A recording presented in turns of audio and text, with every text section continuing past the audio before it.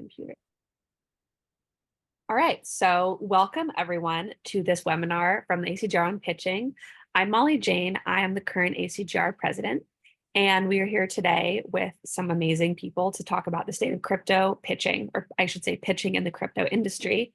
I will note that this webinar is open to all participants, but in the future webinars like this, and we'll be having more specific ones on pitching for sure, because everyone's been so interested, are going to be closed for members only. So if you're not a member, consider joining. It's relatively inexpensive. I'm forgetting the price, $25 a year, $75 if you're PR, and you'll get access to more things like this. So our host, Aaron Stanley, is currently indisposed briefly, we hope, by airport security. So we're going to have Pedro kick off with an introduction to this panel, and then he's going to, just start off all of our introductions too. Awesome. Yeah, welcome everybody. Excited to be here. Should be a fun chat. I am joined by, Molly, opinion editor at Blockworks and our president at the ACJR.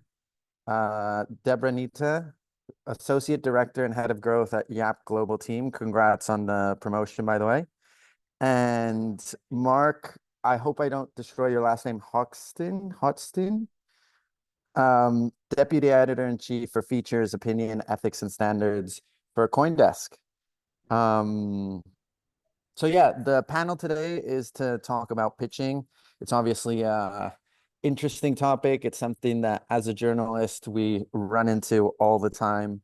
As a PR person, it's pretty much your bullet in your in the gun that you're trying to get clients featured and that sort of stuff. And so obviously the idea today is to chat a little bit more from journalistic side of things, the editing side of things, and then the PR side of things. What it's all about, how to improve at pitching, what's wrong with pitching, and yeah, try and find hopefully some common ground. So I'd like to get things kicked off with you, Marc. If you want to just give us I'd like to start off with a 1 minute idea of what you think the state of pitching is at the moment, especially from an editor's point of view. Thanks, Pedro. Thanks, Molly. Good morning, everyone. Yeah, as far as the state of pitching in crypto media goes, I would say there's lots of room for improvement. That may be the last polite thing I say this morning. If there's really one thing that I would urge everyone to take away from this conversation, from my perspective, it's that the pitches need to be a lot more targeted. And a little bit later, we're going to get into this in more detail, but pitching the right person, not only the right publication, but the right person at that publication, and doing your homework to figure out who that right person is going to give you an edge, because no one does it. So that, I would say, is if nothing else, everyone should do more homework before they send a pitch. And we'll elaborate on that in a little bit. Nice, great intro. Deb, do you want to kick it off from the PR side of things? Sure. Yeah. So I think my thoughts on this topic is, while the market the sort of situation in news changes depending on the cycle, I found that, and the overall Yap team has found that success in pitching has got to do as much with the pitch itself as with the particular journalist. So kind of echoing what Marc is saying, if there isn't enough personalization, it's just going to be really tough to land. And I think the current climate, it's even harder to land pitches today than it was maybe when things were a bit more hyped up. And so just tailoring those pitches to a particular journalist, and I would say actually the relationship gives the highest rate of success. So the chances that someone will actually read my pitch, open my email is reliant on whether the person or the reporter, sorry, knows me. And so it's as much about writing a great pitch as it is about like really getting to know the person you're pitching and getting them to trust you as well, to know that you're a good, you have a good source that you're pitching. But I would say it seems like from the PR perspective, it's been harder and harder to land pitches now, which is why the fundamentals of pitching becomes even more important.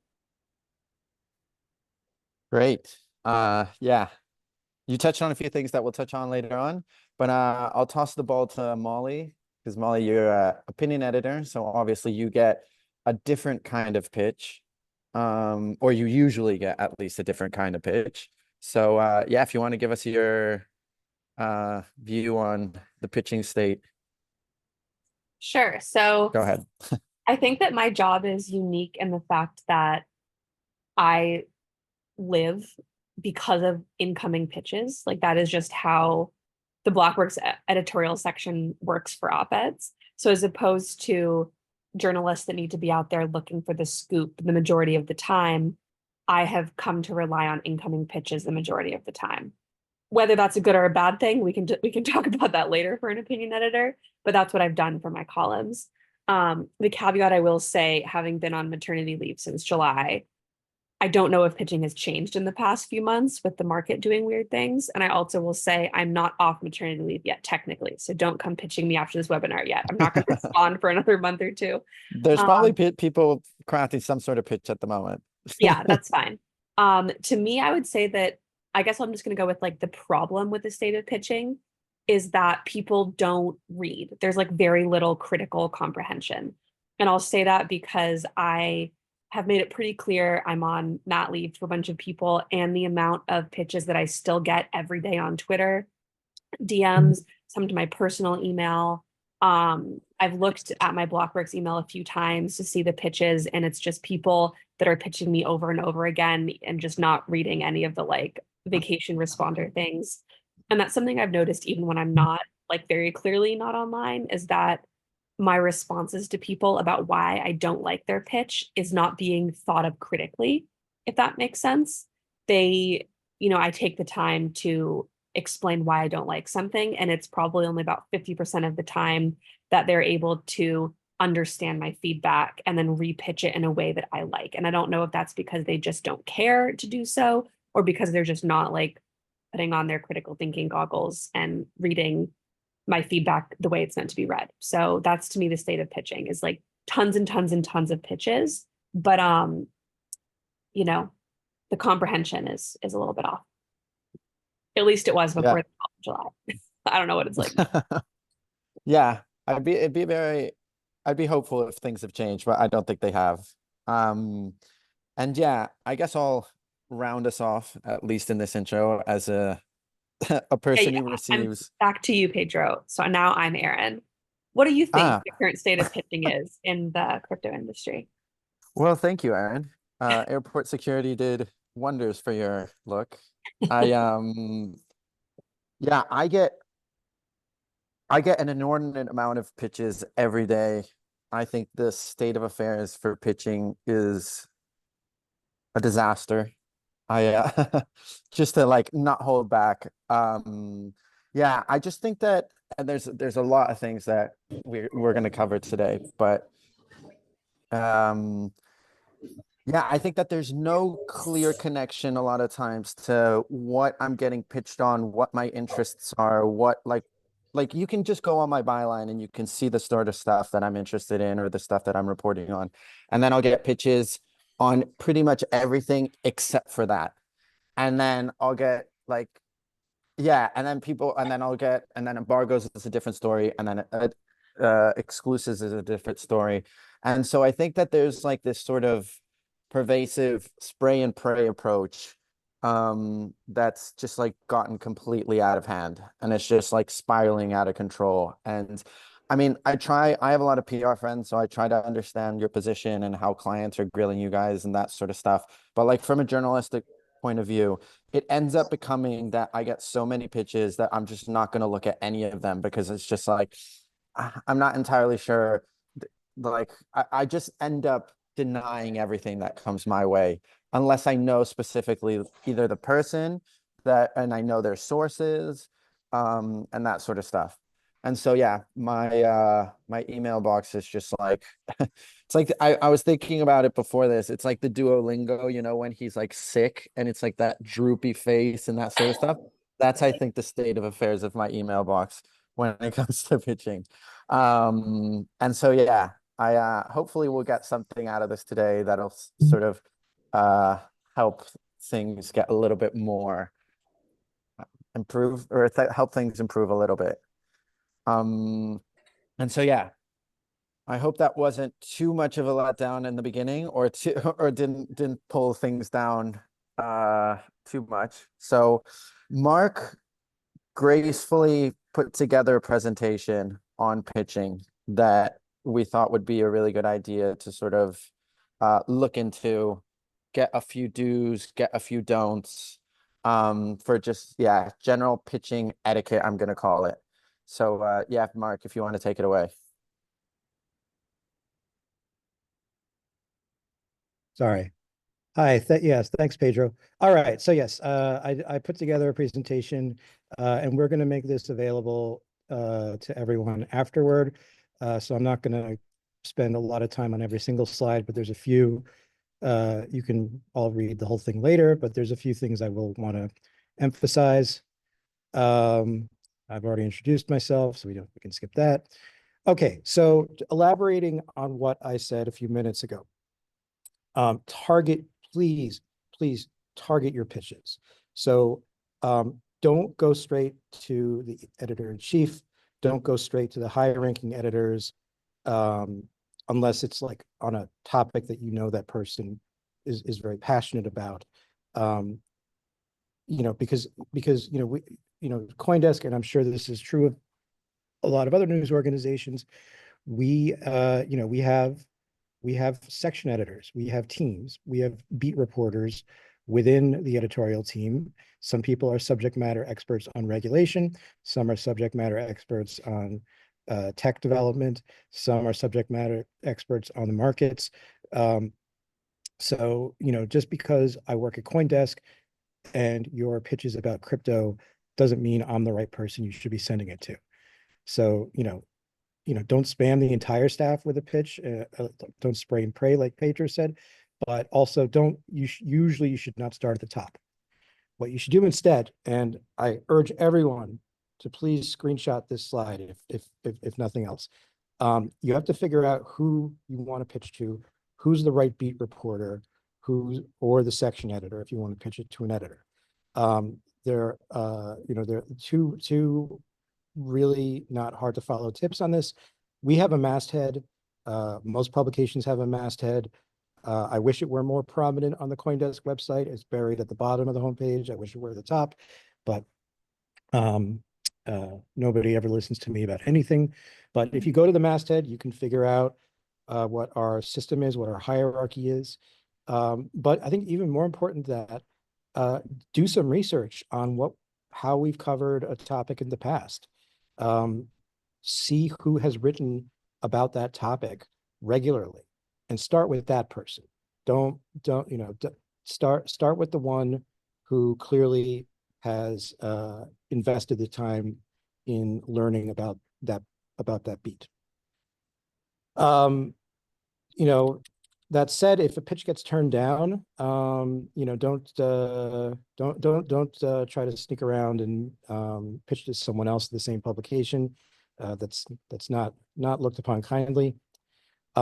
This is very important. Sometimes, I mean, yes, we do accept embargoes, but sometimes companies will do this thing where they give one publication, usually a big mainstream publication, an embargo at 8 a.m. and then they'll tell everyone else this is embargoed until 9 a.m. This is not good. And from a practical standpoint, the moment that the mainstream publication that you gave the earlier embargo goes live with their story, it's fair game. Once the cat is out of the bag, you can't hold anyone else to that later embargo. That's not how the news business works. So practically, it's not going to work.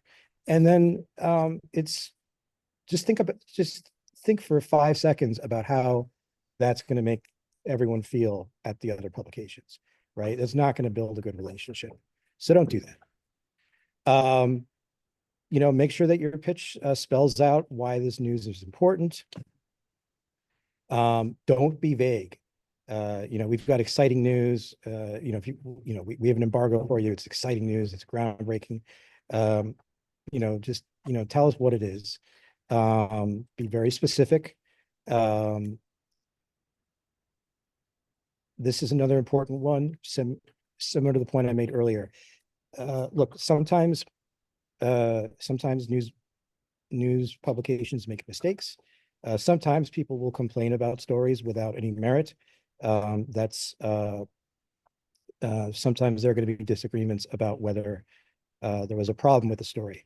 But if you have feedback or an issue with a story that's been published, once again, don't go straight to the editor-in-chief, because he doesn't have time for this. He is just going to forward it to the section editor who edited it. So that's just going to delay any resolution. Certainly don't go to the business side of CoinDesk, and don't go to our parent company, because they don't have time for that either. They are going to forward it down the food chain to the editor-in-chief, who's going to forward it to the section editor. So trying to kind of go above someone's head is just going to slow down any resolution to the issue you have. And be a gentleman, be an adult. Don't try to use Twitter to kick up drama, because we don't care. What's important is there an accuracy or inaccuracy in the story? We can discuss that, but trying to flood our mentions, that's not going to make a difference either way. So what should you do if you do have an issue with a story? There's this thing at the top of every article. It's called a byline, and it tells you who wrote the story. So the first person you should reach out to if you have an issue with a published story is the author. If you really want to talk to an editor, CoinDesk, we for the last year or so have been putting the names of the editors at the bottom of the story, so you can reach out directly to the editor who was involved. But that is the best strategy. If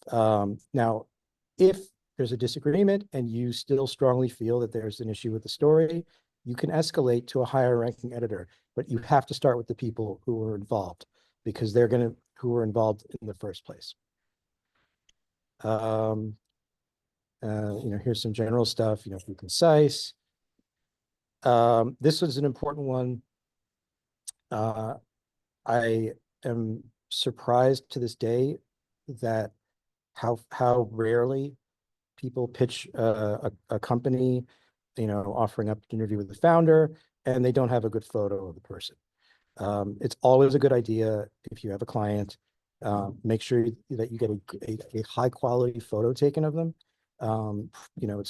Because of the way that the web works and the way social media works, it's best if it's horizontal. Should be high resolution photo, not something that looks like you took it on a flip phone.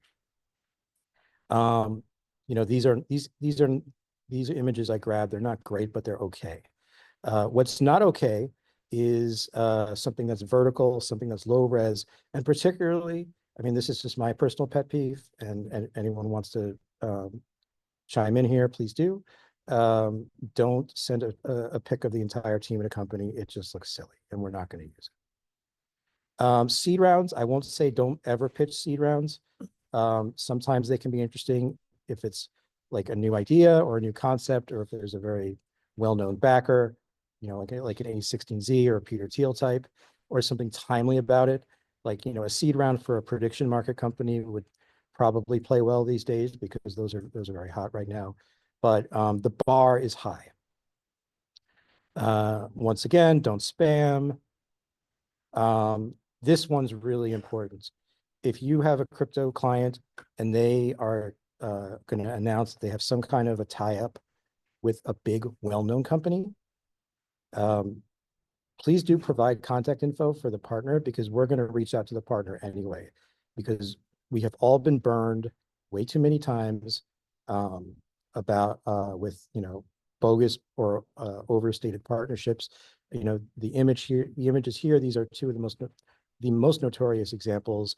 There was the fake Walmart accepting Litecoin story, and the fake Bitcoin Cash accepted at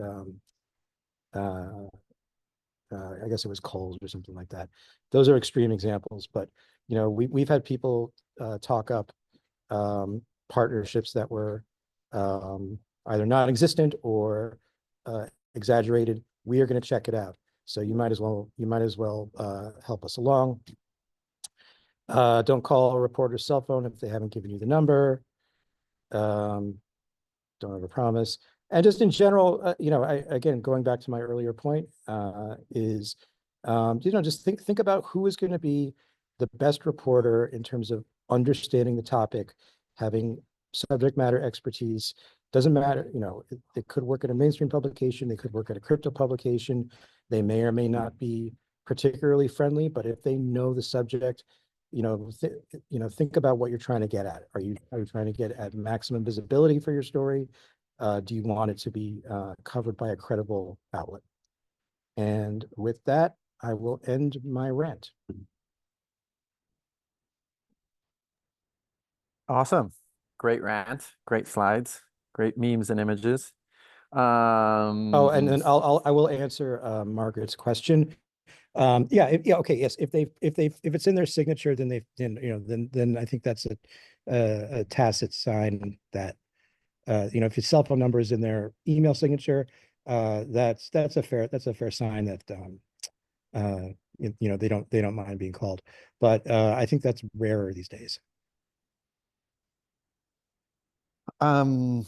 Molly, I'd love to pass the ball to you following up on these slides. Is there anything there that you agree or like disagree with, or anything that you want to sort of drill in that you've seen over the years that pitching is either done right or done wrong? Sure. I really wanted to speak and I hadn't prepared this, but Mark's slides made me, first of all, I agree with all of them, which I think the majority of us on this call do.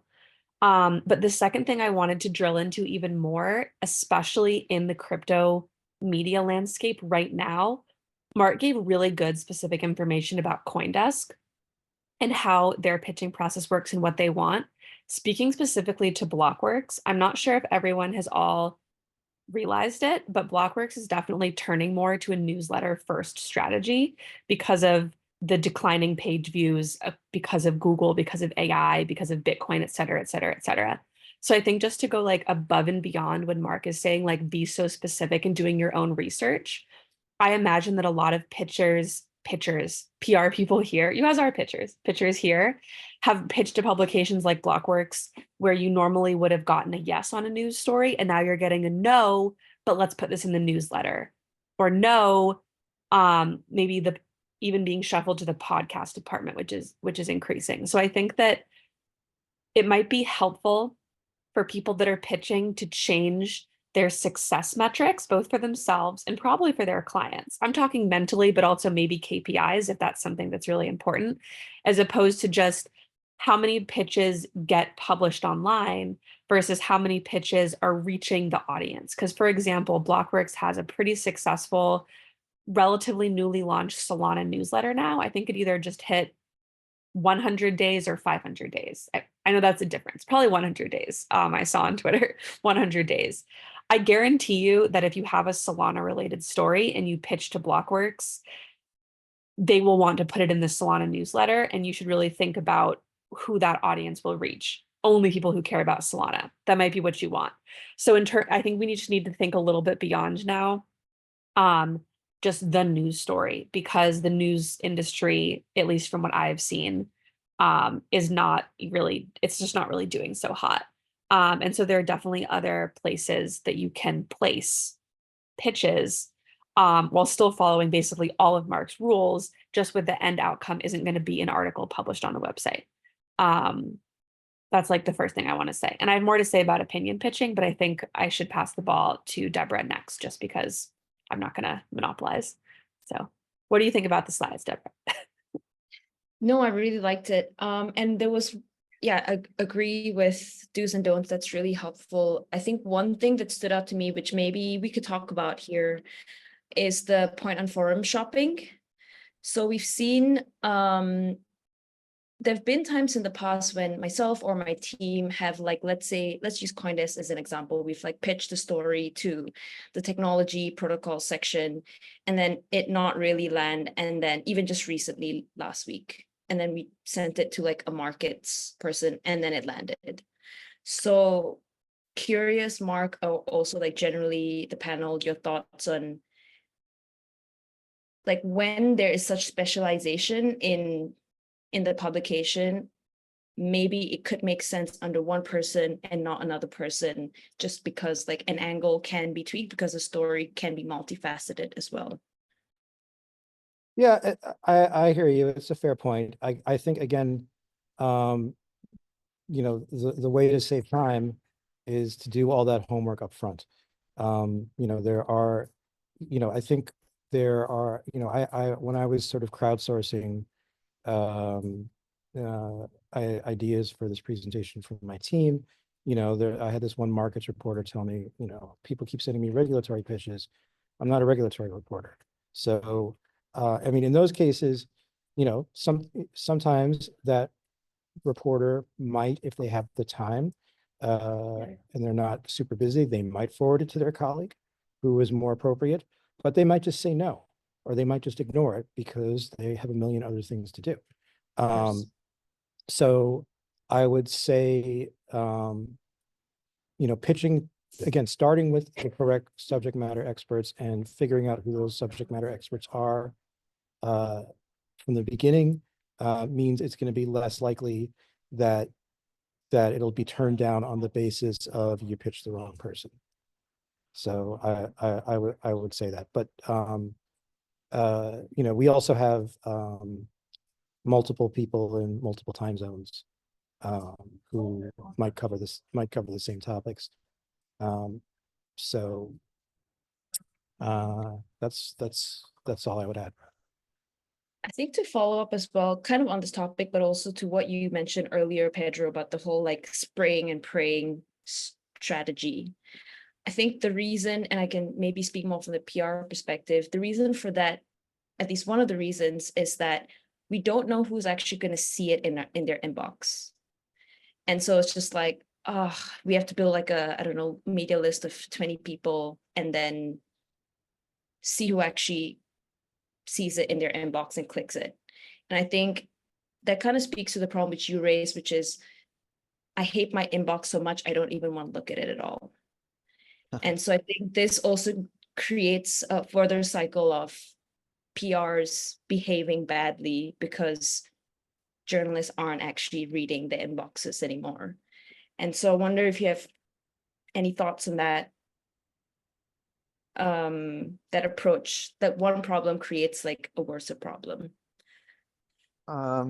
Yeah, good question, because it a lot of the times it depends on the publication, and like just I mean, I understand the idea of wanting to get your story in a specific in a specific outlet, but like, and this is, I know that we're beating this drum a lot, but you want to be focusing and targeting the reporter that is covering the area or the beat that you want your story to be in, even if you just want to be in the outlet. Like, the best way is to go for the reporter that reports on that, and then he'll or she'll cover that. So this sort of spray and pray approach, besides the spray and pray approach, is like, there's nothing personable, and it's just going to be another email that I get in my inbox. And I'm sorry, but I ignore the emails that, like, and we can touch on this, which is the idea of like headlines, and how headlines also are something that need to be improved on drastically if you want to get like your story in there. So like, because I'm getting, yeah, not hundreds, but like dozens of pitches a day. And so I'm just gonna, if I see something that just looks very vague and that I can see that hasn't really been like targeted at me, like, I'm just going to look past it. and then go through the next one and go through the next one and go through the next one, or just like skim through it until I see some sort of like personal keyword or personal like key concept that might draw me in. And that'll be something that I'll actually look for. So I understand the spray and pray approach. I understand where it's coming from, but I think it's counterproductive at the end of the day if you actually want your story to hit. Because like when I said at the beginning, and like you also said, like it's all about the relationship, and you should be like working on that, doing the precursor to that. And that'll sort of avoid this excessive spray and pray approach. That's yeah, that's just like that's become so commonplace. Um, and then I think I also wanted to touch on something that Mark said in his slides, which is like the idea of like journalists can read through the hype, you know, or we should be able to read through the hype. So like when we get pitches and PR people are great at explaining why this partnership is the most amazing and incredible and groundbreaking and unbelievable partnership in the world, we know that that's highly unlikely. So like just hand me what the news might be. Or I mean, you can like paint it up a little bit, but the majority of news isn't really news, you know? Like the majority of things are getting recycled. It's not really that interesting. It's not really something that needs to be widely reported on. And so to bring in the hype, at least for me personally, if I see a pitch that's too hyped up, I'm going to ignore it because it annoys me. Like, why are you trying? Like, I understand the idea of you trying to sell me, but I can sort of, I think at least I can cut through it.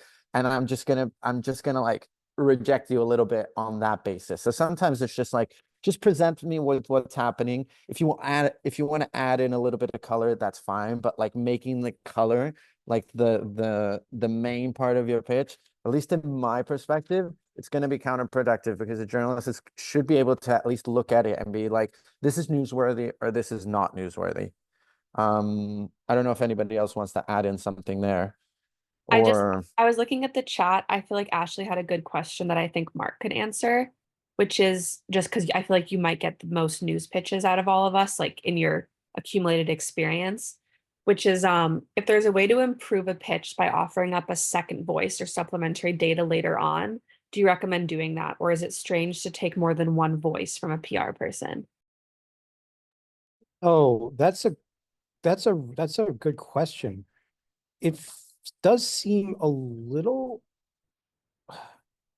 I would say it depends. I wouldn't rule it out. I'd say try it. Try it and see if it works. Because I'm trying to think of a situation where that's happened, and I can't think of one off the bat.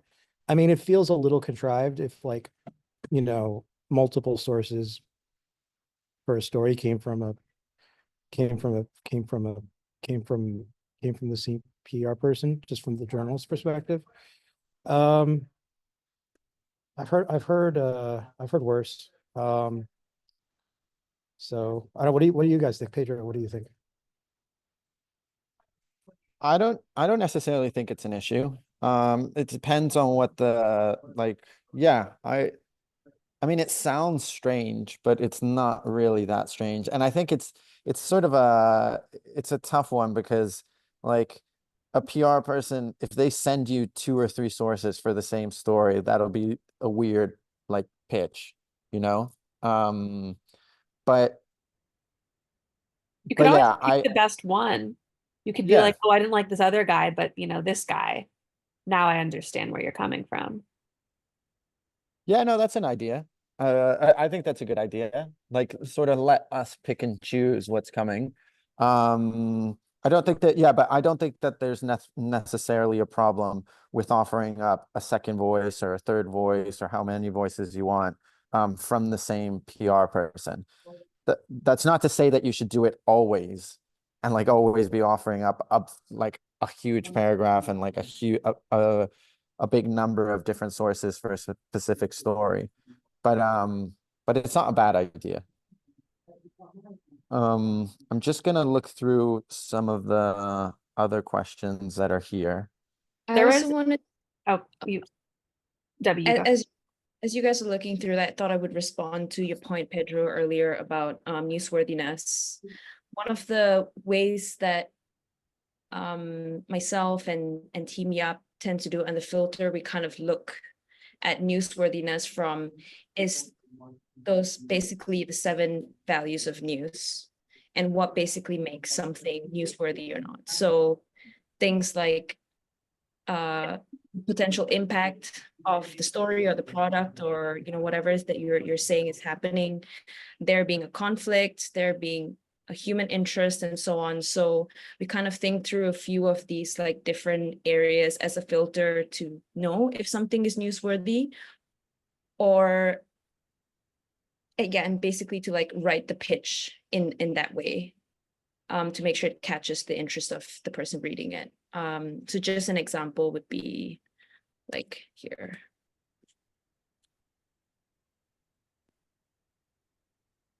Yeah. Sorry, go ahead. Yeah, no, I was just gonna say, and I think the one that whenever I think through a pitch or I'm reviewing it or I'm writing it is, what is the potential impact of this thing I'm saying is happening? And it has to be like a broader impact beyond what's happening inside the project or with the project and its partners. It's like, what is the wider impact it's going to have to the industry? That's the question that I will always ask the team before a pitch is signed off internally. And the other part is the news hook. So there has to be a news hook. Like, why is it relevant right now? If it doesn't have those 2 elements, it's just really not a strong pitch. Yeah, I'm just going to push back on the idea that there's, and this is a personal opinion, as all of them are, but like, I wonder how much of the news cycle is newsworthy. And this is coming from somebody who writes 3 articles a day. So like, keep that in mind. But I wonder to myself, and there's a question there that it's harder to pitch newsrooms these days. Does that have anything to do with layoffs or cuts to newsroom, or is there just a deluge of news and it's hard to keep up with the news of the day? I think it's a mixture of both. I think Mark can also speak to the layoff side of things and how that's affected his room and his newsrooms in the past. But personally, I think that there is like a news churn that's happening. And so yeah, there's a lot of stuff that in my eyes isn't really newsworthy. So sometimes when I think to myself, like, if I were a PR person, for example, it's not necessarily getting your news in the news, but maybe it's just adding color to something that's being covered and that's like getting coverage. Yeah, something that I think about a lot. So you mean weighing into the news of the day rather than saying what we're doing is news? Is that what you mean? Yeah, yeah. That's kind of how I view it. I don't know if Mark or Molly, you agree or vehemently disagree. I'm gonna guess from your silence that We you both just are don't muted. care. No, we agree. I mean, sorry, I agree. I can't speak for Mark. I agree.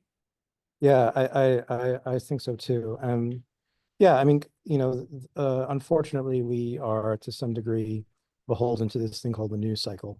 And so certain topics are trending, and all else equal, if it's a trending topic, we might be like, a pitch might be more likely to succeed at that time than at other times. I wish it weren't so, because there are certain things that are important in crypto that people don't talk about all the time, in my view, and they get eclipsed by nonsense like an HBO documentary. But we kind of have, the people are, but we have to resist the uh, the trap of being part of the hype, but at the same time, we have to cover what people are talking about and want to know about. I want to jump in here with just like an opinion editor specific thing that I'm pretty sure can be applied to other desks that look for outside columnists, which is when you're pitching a story to me, like you're pitching a column, you're pitching an essay from your expert, it will be really helpful if you're able to sell me on the expert as well, because even if I don't want your story at the moment, what is really helpful is if when something happens in the crypto space, it is very easy for me to, this is like just like purely functional, to be able to type into my Gmail inbox like cryptography expert or like Bitcoin DeFi opinion. And then I can see people that have pitched before and I can sort of go through when I'm looking to do that outreach part of my job. And so while it is like, I feel like this is the kind of thing like Mark said where you need to add like a big picture to your pitches.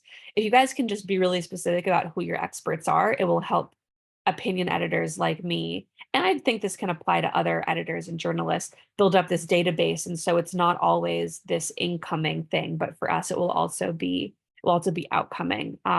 It's something I really value. I think Yap has seen this and a bunch of people have seen this before too. Yeah, it is inbox SEO where whenever there's going to be like a big holiday coming up, at least at Blockworks, we'll have like a week of themes. You know, we'll need like for the whole Christmas break. You know, I want to make sure we have the year in DeFi, the year in this, the year in that. And so it's really helpful that I have that information like already waiting for me in my inbox, and you guys are sort of able to go out and do the writing for me because you've already done the legwork throughout the year.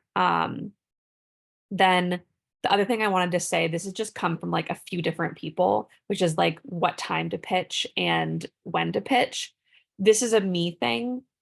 I don't want Friday pitches. Maybe other people do, but if you send me something on a Friday, I have to like deal with it on a Friday. Like Fridays are my days. And I think for a lot of people in like every industry to sort of just like close up things and wait for Monday. And then I also agree with Mark, which is the shorter the better. Maybe Pedro and Mark can disagree with me, and maybe Debbie can tell us why it's very important that they send out pitches on Fridays or on any days after 5 p.m. But at least in my perspective, it's sort of just like, that's where I come from. Yeah, no, I totally agree. And I'm glad that you address that, because we've got like 3 or 4 questions on like those practical things, like the time of day or the day of the week, the ideal pitch, that sort of stuff. I agree. Fridays are just for closing out. The time of the day is complete in my idea, or for me, it's completely irrelevant unless like something has happened and like you want to weigh in, then yeah. But yeah, there's like this, there's a question Muckrack says Wednesday. I don't know where they got that from. I like Wednesday. Wednesday sounds great to me, but just not Friday. Yeah, I guess so. I don't know. I don't really care the day. And then yeah, the shorter the better. And this is like a styling thing. Like if you send me a big block of text with your pitch, or like expert on cybersecurity says the following about Radium hack, and then you send me like this massive block, I'm going to hate you, I'm going to block you, and I'm going to report you to Gmail immediately. No, I like just like make it easily readable so I can just skim through it and I can see this, and then on to the next. That's something that happens more often than people think. Like the actual just like styling of how a pitch looks in the email. Yeah, looking for Can I respond to that point, of Pedro, course you with the can. and everyone's thoughts as well? I've had, in many cases, success sending long pitches, and it's in particular instances. It's either when the reporter already knows me and they want to gather all the information from that single email, and I basically don't hear from them until they like publish a piece. And usually it works when the person knows me and they're basically sold by my idea, and then they just collect all the other information from the actual pitch. And then the other one is maybe like around opinion pieces, and would love to hear what you think, Molly, but it's like providing very clearly what are the 3 biggest takeaways from the opinion piece, which then maybe elongates the pitch a little bit more. But I feel like maybe in certain circumstances, it could be warranted to have a longer pitch. And just to wrap up, what I try to do when the pitch ends up feeling too long is that I take a chunk of it and put it after my signature, so that if they want more information, they can look for more information, but it doesn't clog up like the main part of the pitch. I will say that, yeah, for opinion pitches, I don't mind it being as long. Like, I'm not going to block you from Gmail, like that Pager said. The one thing I will say is that I'm not going to call anyone out because I don't even really remember who it was, but there have been several times I've gotten like a really long, interesting pitch, like where they've basically written almost a whole op-ed in the pitch, and I've liked it. But then once I approved it and they write the actual piece, it bears very little resemblance to their original email. I think they just got really excited and carried away. So this is sort of this sounds so obvious, but like make sure your pitch is your article or is your comment. And again, as Deborah said, I do not mind that much if you pitch essentially your whole op-ed in your email. Because if it's a good op-ed, then like, that's less work for you down the line because then you're just copying and pasting and while I'm on this point, because I know this is not the point of this seminar, but op-eds should be 500 words. Stop sending me 2,000 word pieces. Just they should be 500 words, even shorter. People just want, they want to read and move on with their life. They want to get the opinion and move, just like with emails, just like with pitches. So A couple things to add, because I have edited op-eds in my time. please. At least for me, Google Doc is the best format to submit them in. I would say either just pasting the second best choice is to paste the text of the op-ed into an email. Third best choice is a Microsoft Word attachment. Never send PDFs. No Don't do PDFs. that. We No can't open. PDFs. No PDFs. No footnotes. No Latin. And permissions on for everything. Yes. I once had to edit an op-ed that made me do like all the things had to be approved. And I added in all the Oxford commas because that was our policy. And then the writer went back in and deleted all the Oxford commas. So then I put all the Oxford commas back in, and then the writer went back in and changed all the Oxford commas. And I'm like, if you want this published on Blockworks, you need to have the Oxford commas. Anyway, yeah, just some specifics there. Mark, I want to ask you this question. Any advice on very technical clients, or like, because we work in a super technical industry, that nobody really understands what's going on, but do you have any advice on like the clients that are like deep in the trenches of some sort of area of the industry that's super technical and that might go to like the audience that is interested in that specific area and not something that's just like general trend or regulation or something like that? Yeah, I mean, again, I think it all goes back to targeting the pitch correctly. I mean, if it's if it's about Ethereum or MEV or roll-ups, look at who's been writing the most about roll-ups. Look at who's been writing about Ethereum development. Figure out who the reporter is who listens to the weekly Ethereum dev calls. If it's about the SEC, figure out who at the publication has been writing the most about the SEC or about Congress. I think it's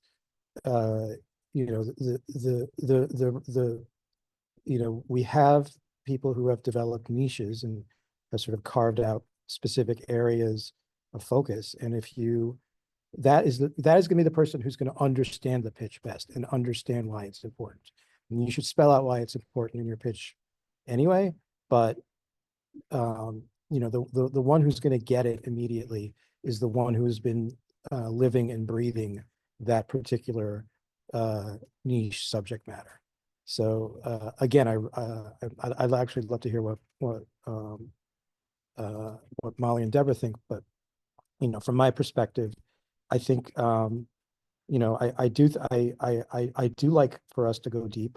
I do like for us to drill down on these nitty-gritty topics. I think that at the end of the day, that makes for more interesting and more useful stories than this who is Satoshi nonsense. But the way to make those pitches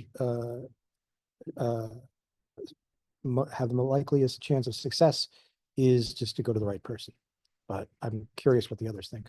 I'll say that if you send me a technical pitch as an op-ed that I think is interesting, but I don't know what it's about because I'm not technical, it is going to be read by Macaulay and Jeff on our team every time you send a technical pitch. You should still send them to me, but just don't be surprised if there are comments from like actual experts, because my technical knowledge is zero and I have no plans on improving it.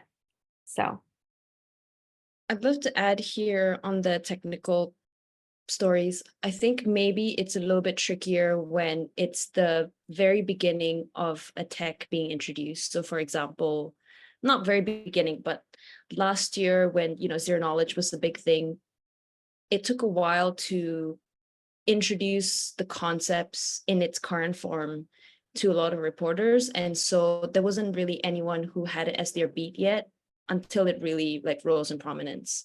And I think this year it could be different topics like chain abstraction or intents. So before it becomes something that's really well known, sometimes we have to introduce a lot of these concepts and they may not be the right reporter for it yet. And I think that's where it gets a little bit tricky. No, that's a good point. And I think that answers a question that Ashley had. If we forward pitches to other reporters in the newsroom, I suppose we all do. Like if I get something that's not up my alley, but might still be interesting, I'll forward it to a colleague or ask them to look into it or something along those lines. So that's, yeah, that also happens. We've got only a couple more minutes left. So I there don't was know. one kind of fun question from Daniel Kuhn from the block, which was, what is the worst pitch you've ever received, or what was the pitch you were most embarrassed about giving? That might be kind of a funny one to. Well, that's easy. That's easy. Every single Satoshi reveal that we get, and every few years we get a couple. But yeah. There's no Maybe one one of cares. them is real, and that's why there's so many to throw you off, because you don't know. Ooh, that's like meta hiding. Satoshi is playing mind games with the media at the moment. Already gave us Bitcoin, and now it's like I'm just gonna play with the media. I don't think I have like a specific like worst pitch I've received. A lot of them are the worst. But I'm just being a bit facetious there. I will say that I found it pretty funny that as the Satoshi documentary, like going off what Mark was saying, as the Satoshi documentary was going off, I did get a few pitches of people like, yo, if it's this person, I've got this thing to say. And I was like, okay, that's that's an interesting like yeah, it made me lulled a few times that I got that pitch. Preemptively, this person It was thinks an if-then pitch. yeah, it was an if-then pitch on something as funny as like who Satoshi might be according to HBO. So yeah, that was made me laugh. I appreciated that. Deb, is there anything that you're embarrassed of pitching? This is a safe space, so feel free. I feel embarrassed every time I have to pitch someone who I know the pitch is not right for. But we are maybe like in a desperate situation, like, oh, we haven't got any hits so far and we need to like scramble. I think that doesn't really happen that much, but maybe in the earlier days when I was less aware of the beats of the reporters, but sometimes, I still have to reach out. Like sometimes I do help the team to reach out to maybe some reporters that I know who they've pitched. And maybe when I see the pitch, it may not be like totally aligned. And I'm like, should I really be pitching this person? So it's really when I know it's like not aligned, then I feel embarrassed. Sometimes it works, but mostly it doesn't. So I think the lesson is just make sure it's like totally on beat. And then you don't have to feel embarrassed. Find some other solution, pivot, like think of a different angle. I think the Yeah. worst pitch I've ever received was actually a good one at the same time. It was for that Bitcoin pornography self-published novel on Amazon that was on sale for 99 cents. And the pitch was I should buy it and review it. And I did. And it was horrifying to read, but I mean, Wait, they didn't send you a review copy? They told you to buy it? no, I had to review it? buy it. I expense Blockworks 99 cents. That's brilliant. Yeah. Yeah, great way to end. Thank you so much for everybody for participating. This was a lot of fun. I hope the people listening got something of value. Again, this sort of webinar and this is, well, this recording specifically is going to only be available to ACJR members. So I'd like to nudge you in the direction of becoming a member. There's a lot of cool things like this that we do every month. There's meetups. There's a mentorship that's happening right now. Pedro's in the mentorship program. He I knows. am in the mentorship and it's 10 out of 10, so I can't recommend it enough. Yeah, we've got a few other things in the pipeline that's pretty exciting. So yeah, I'd like to welcome the invitation to everybody. And yeah, hope you all have a great Thursday and thanks for coming. Yeah, and there were so many questions we didn't get a chance to answer. If you want to keep the questions coming in the ACGR chat, I'm not going to speak for everyone on this call, but I imagine people would answer them and then the chat keeps, pumping. So, all right. Goodbye, everyone. Cool. See ya. Take care. Thank you. Bye.